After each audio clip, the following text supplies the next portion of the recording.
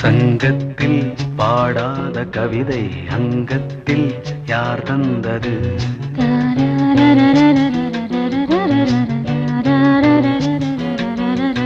சந்தத்தில் மாறாத நடையோடு என் முன்னே யார் வந்தது?